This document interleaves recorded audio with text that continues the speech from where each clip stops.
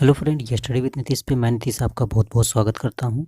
पिछली क्लास हम लोगों ने कवर किया था कि आप लोगों को मैंने बताया था आर्टिकल 44 के बारे में, जो कि सिविल कोड के से रिलेटेड था। ठीक है, यूनिफॉर्म सिविल कोड से रिलेटेड था, यानी कि समान नागरिक संहिता के बारे में मैंने बताया था। वो वीडियो जाके देख लीजिएगा, 7-8 मिनट का वीडियो हो, जिसमें बताया गया था कि समान नागरिक संहिता क्यों ज़रूरी है, कि इसका उल्लेख किस में आर्टिकल में किया गया है, ये किस राज्य में लागू है, ये सारी बातें वहाँ पे की गई थी। तो इससे पहले का वीडियो आप वहाँ पे देख लीजिए।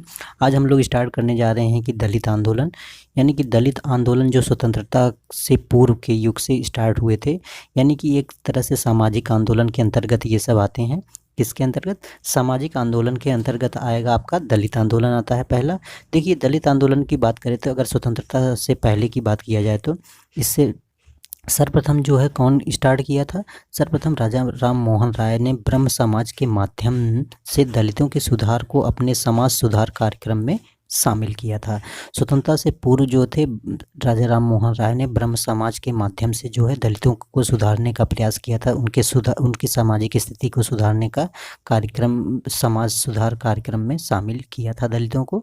ठीक है, आर्य समाज के संस्थापक दयानंद सरस्वती की बात कर ली जाए तो इन्होंने दलितों को वेदों का अध्ययन करने, जनेऊ पहनने, मंत्रोच्चारण करने की स्वतंत्रता प्रदान किया था।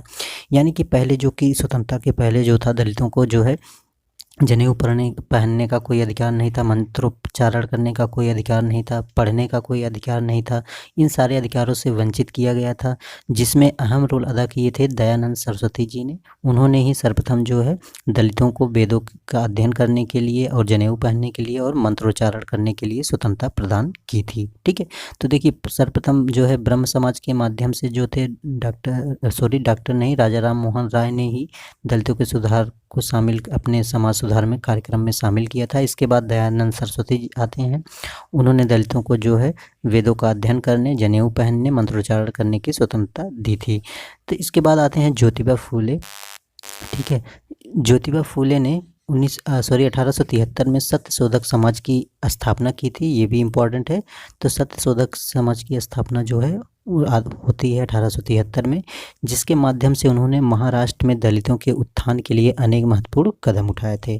ज्योतिबा फूले ने भी जो है सत्यशोधक समाज के माध्यम से 1873 में महाराष्ट्र के राज्य में जो है दलितों के उत्थान के लिए महत्वपूर्ण कार्य किए थे।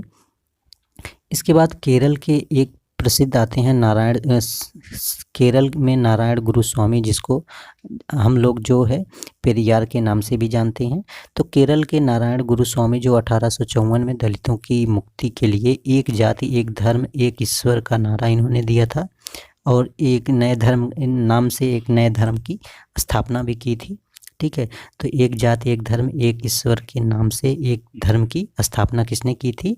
पेरियार महोदय ने, यानी कि जिसका नाम है नारायण गुरुस्वामी। तमिलनाडु में ब्राह्मणवादी व्यवस्था के विरोध में पेरियार स्वामी नायर द्वारा आत्मसम्मान आंदोलन चलाया गया था। तो और जो है तमिलनाडु में ब्राह्मणवादी व्यवस्था के विरोध में पेरियार ने, जिनका पूरा नाम है पेरियार स्वामी नायर द्वारा जो है आत्मसम्मान आंदोलन चलाया गया था। तो सॉरी, यहाँ पे जो मैंने बताया कि केरल में गुरु नारायण स्वामी जो थे वो दलितों के मुक्ति के लिए एक जाति, एक धर्म, एक ईश्वर के नाम से एक धर्म की स्थापना की थी। साथ ही साथ तमिलनाडु में ब्राह्मणवादी व्यवस्था के विरोध में पेरियार स्वामी नायर द्वारा जो है आत्मसम्मान आंदोलन भी चलाया गया था। स्वतंत्रता के पूर्व के काल में जातिगत भेदभाव के विरुद्ध देश के विभिन्न भागों में आदि आंदोलनों का सूत्रपात हुआ था। देखिए, जब स्वतंत्रता के पहले की बात किया जाए तो उसमें जो था जातिगत भेदभाव के विरुद्ध बहुत सारे लोगों ने आंदोलन चलाया, बट जिसमें अहम रोल था राजा राम मोहन राय, और अभी मैंने आपको बताया पेरियार का भी नाम बहुत ही अच्छे से आता है, जो कि ये तमिलनाडु राज्य से बिलोंग करते थे। ठीक है, अब देखिए स्वतंत्रता के पूर्व के काल में जातिगत भेदभाव के विरुद्ध विभिन्न देश के विभिन्न भागों में आंदोलन का सूत्रपात हुआ था। ठीक है, हमारे देश के अलावा हमारे देश में जो स्वतंत्रता के पूर्व की बात किया जा रहा है, वैसे तो देखा जाए हर कंट्री में जो है, जहाँ पे जो हर जो भी देश जो गुलाम हुए वहाँ पे बहुत सारे प्रताड़नाएं, अमेरिका जैसे देश में भी काले गोरे का भेद वहाँ पे भी किया जा रहा था। तो यहाँ पे भारत की बात की जा रही है, भारत में स्वतंत्रता के पहले की बात की जा रही है, ठीक है। तो देखिए उसमें से एक राष्ट्रपिता महात्मा गांधी आते हैं, ठीक है। अस्पृश्यता को हिंदू धर्म के धब्बे की संज्ञा इन्होंने दी, बहुत ही ज़्यादा इम्पोर्टेंट है। महात्मा गांधी ने अस्पृश्यता को क्या कहा, हिंदू धर्म के धब्बे की कहा, उन्होंने अस्पृश्यता को कहा ये हिंदू धर्म का एक धब्बा है, ठीक है।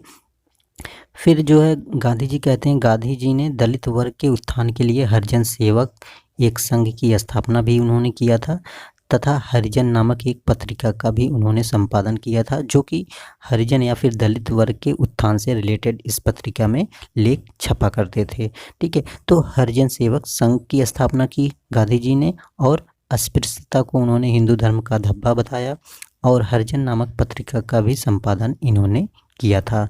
तो देखिए ये दलित आंदोलन मैंने आपको दलित आंदोलन जो सामाजिक आंदोलन के अंतर्गत मैंने आपको बताया, दलित आंदोलन में इम्पॉर्टेंट जो फैक्ट थे मैंने आपको बता दिया है। तो ये वीडियो कैसा लगा कमेंट सेक्शन में कमेंट जरूर करिएगा। फिर मिलेंगे हम लोग नेक्स्ट वीडियो के साथ, आज इतना ही, ठीक है। Thank for watching me.